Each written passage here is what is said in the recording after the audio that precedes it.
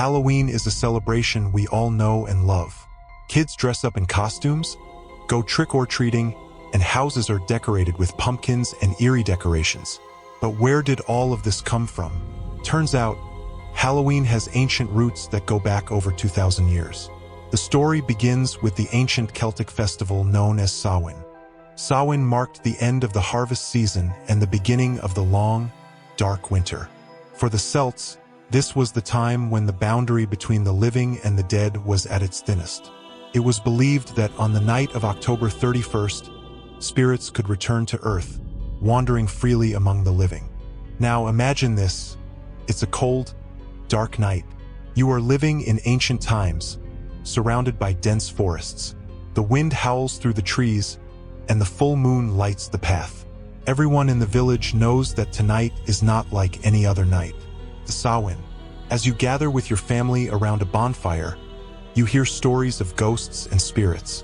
There's a strange tension in the air. This is the night when the dead might return. But why were the spirits coming back? The Celts believed that during Samhain, the dead returned to visit their families and loved ones. However, not all spirits were friendly. Some were mischievous or even dangerous.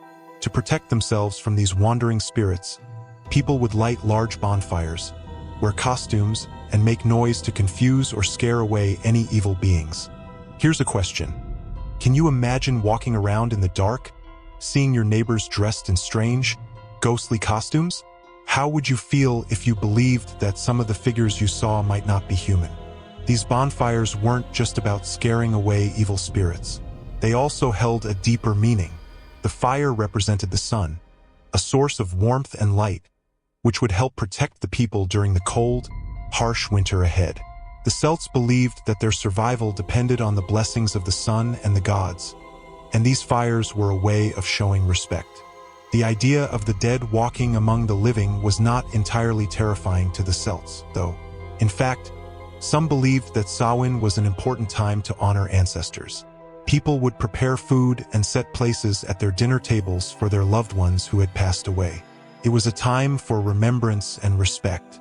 As the night wore on, people would gather around the bonfires and tell stories about their ancestors and the gods. But they also believed that the spirits could give them guidance for the future. Druids, the Celtic priests, would often try to read omens or signs in the fire to predict the future. Would the coming winter be harsh? Would the crops survive? The flames seemed to hold answers. But with the spirits roaming free, there was always a risk. Some people went to great lengths to avoid being noticed by the spirits. They would leave food outside their homes, hoping to appease the wandering souls. Others wore disguises, believing that if they looked like ghosts themselves, the real spirits would leave them alone. Now let's pause for a moment. Think about the connection between ancient Samhain and the Halloween we know today. The costumes, the idea of spirits, the use of fire and light. All of these traditions have carried through the centuries in one way or another. But this is only the beginning of the story. Samhain wasn't just about spirits and the dead. It was also about the changing seasons, the cycles of nature, and the importance of community. Families and villages came together during this time, not just out of fear, but out of the need to survive the long winter months ahead. So, what do you think? Could you imagine living in a time where the line between the living and the dead was thought to disappear, even for just one night? And what if, on that night, you saw something you couldn't explain? Something that made you question everything you thought you knew? As the veil between worlds grows thinner, strange things start to happen. The air seems charged with something ancient, as if the past and present are blending together. The night of Samhain was not just a festival. It was a moment when the boundaries between the mortal realm and the other world blurred. For the Celts, it wasn't just about celebrating the end of the harvest. It was a night when the spirits of the dead could return to the living, for better or for worse. But what exactly happened during those mystical hours? Samhain was considered the most liminal of times, a night where one might encounter beings not of this world. Ghosts, fairies, and darker entities roamed freely. Families would often leave offerings outside their homes to appease these spirits. It wasn't just food and drink for their ancestors. They also wanted to keep the more sinister spirits at bay. They believed that ignoring these ancient rituals could bring misfortune upon their households. It is said that during Samhain, the Aos Sí, often referred to as fairies or the good people, would emerge from their hidden realms. But these fairies were not the harmless creatures many of us imagine today. Instead, they were feared for their power to play tricks on humans, sometimes leading them into dangerous situations. People would wear costumes and masks not for fun, but to disguise themselves from these trickster spirits, hoping they would pass by without recognizing them. But it wasn't just the fairies. The Celtic underworld itself was a place where gods, spirits, and monsters coexisted. This otherworld was believed to be accessible during Samhain, and there are countless stories of brave or foolish individuals who accidentally stumbled into this realm, never to return. They would vanish into the mist or be taken as prisoners by otherworldly beings. Samhain also held a dark connection to fire. Huge bonfires were lit, and people would gather around them, sometimes leaping through the flames to cleanse themselves of bad fortune or illness. It was believed that the fire could purify both the living and the dead, acting as a beacon to guide lost souls back to their realm. Once the great fire was extinguished, every family would light their hearths from the same flame, symbolizing unity and shared protection against the looming darkness of winter. But not all the myths surrounding Samhain were about spirits and fairies. Some of the most intriguing tales are the ones of creatures like the Dullahan, a headless rider who would appear on a black horse, carrying his own severed head. He was said to roam the countryside during Samhain, collecting the souls of the dead, and if you were unlucky enough to cross his path, there was no escaping your fate. There's also the story of the puka, a shape-shifting creature that would wreak havoc on the farms. Puka would spoil crops, taint water, and play cruel tricks on anyone daring to stay out too late on Samhain night.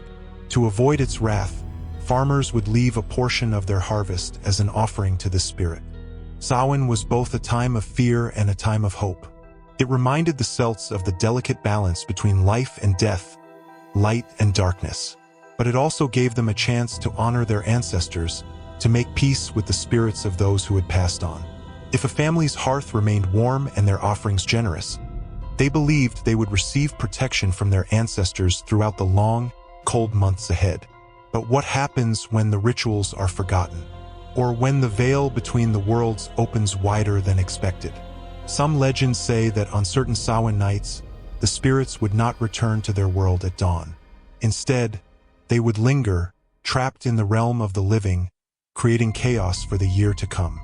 As the ancient Celtic festival of Samhain deepened into the night, the separation between the living and the dead became thin, fragile. The people believed that this night was unlike any other. The spirits roamed freely, looking for answers, or perhaps seeking closure for their unfulfilled desires. In every village, the fires were lit in great circles. These flames weren't just for warmth. They were a defense, a glowing barrier to keep the spirits from overtaking their homes. Around these fires, the villagers would gather, chanting prayers and calling out to their ancestors. It was not a festival of fear, but of respect. The spirits, after all, were once their family, their kin. But there was an edge to the night, a sense that not all who wandered in the darkness were so friendly. As midnight approached, the Druids, the spiritual leaders of the Celts, would retreat deep into the forests to perform their rituals. In the heart of the woods, under the light of the full moon, they would offer sacrifices to appease the gods and ask for guidance through the dark winter ahead. They knew that this night was pivotal, a turning point in the year where darkness triumphed over light, and only those prepared would survive the cold, harsh months to come. But what happens when the spirits are not at peace? In every tale passed down through generations, there were warnings about the others who roamed the land during Samhain. These were not just the spirits of loved ones but darker entities, those who never found rest in the afterlife, those who had been wronged or died under mysterious circumstances. They sought revenge or worse, to reclaim a life they had lost too soon. Villagers told stories of eerie encounters, of shadowy figures seen near the forest's edge or of strange noises carried by the wind that no one could explain. Children were warned to stay close to the fires, not to wander into the woods, for fear that they might never return. Yet, Even with all these precautions, strange disappearances occurred every Samhain, fueling the belief that the ancient forces were at work. The night of Samhain was not just about connecting with ancestors. It was also about preparing for the long winter ahead. The Celtic calendar divided the year into light and dark halves, and Samhain marked the beginning of the darker, colder half. Farmers would bring their livestock from the summer pastures and prepare them for the months to come, storing food and ensuring the survival of their families and communities. This practical aspect of the festival was just as important as the spiritual. Yet, it was the spiritual aspect that captured the imaginations of the people. Stories of otherworldly creatures, fairies, and gods walking among them filled the air. Some believed that the veil between worlds was so thin that the gods themselves could step through and change the course of human lives. The Druids, with their deep knowledge of the natural and supernatural worlds, were seen as the guardians against such chaos. Their rituals were designed not only to honor the gods, but to keep the balance between the human world and the spirit world. One of the most important rituals during Samhain was the extinguishing and relighting of the hearth fires. All fires in the village would be put out, plunging the world into complete darkness. It was a symbolic gesture, representing the death of the old year and the preparation for the new one. Then, from a central bonfire, the hearths would be relit, symbolizing the return of light, life, and warmth. But what of the darker forces that came with the night? In the dim light of the forest, whispers of ancient beings drifted through the trees. Some spoke of the Slew, a terrifying group of restless spirits that roamed the land, collecting souls and tormenting the living. Others mentioned the Banshee, whose mournful cries were said to foretell the death of someone in the village.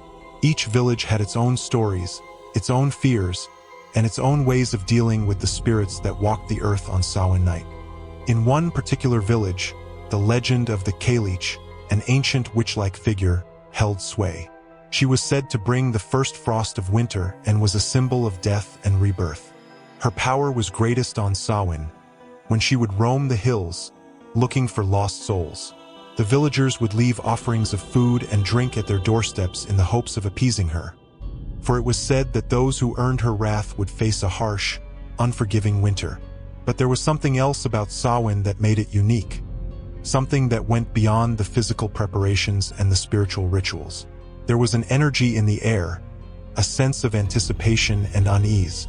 The Celts believed that the boundaries between the past, present, and future blurred on this night. It was a time when one could glimpse the future, a time when prophecies could be made, and visions of what was to come could be seen. The Druids, with their mastery of the natural elements and their connection to the gods, were the ones to lead these prophecies.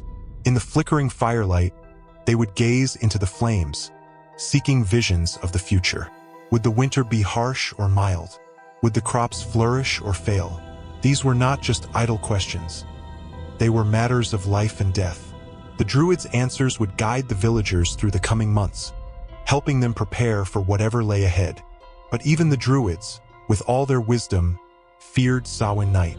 They knew that on this night, the rules of the natural world could be bent or broken.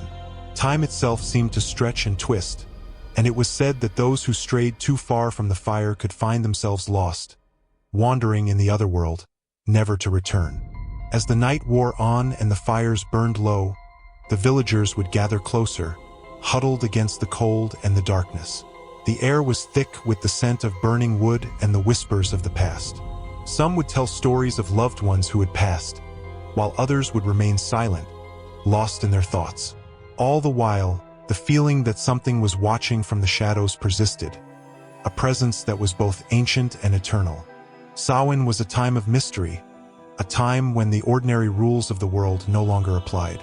It was a time when the past and the future collided, when the dead walked among the living, and when the unknown was closer than ever before. For the Celts, it was a time of both fear and hope, for while the darkness threatened to consume them, the light of the bonfires reminded them that life always finds a way to return. Thanks for joining us on this journey into the mysterious origins of Samhain and its transformation into Halloween. If you've enjoyed unraveling the past with us, make sure to hit that subscribe button and ring the bell to stay tuned for more mind-bending stories. Have a theory or a spooky tale of your own? Drop it in the comments below.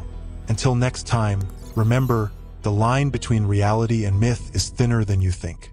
See you in the next story.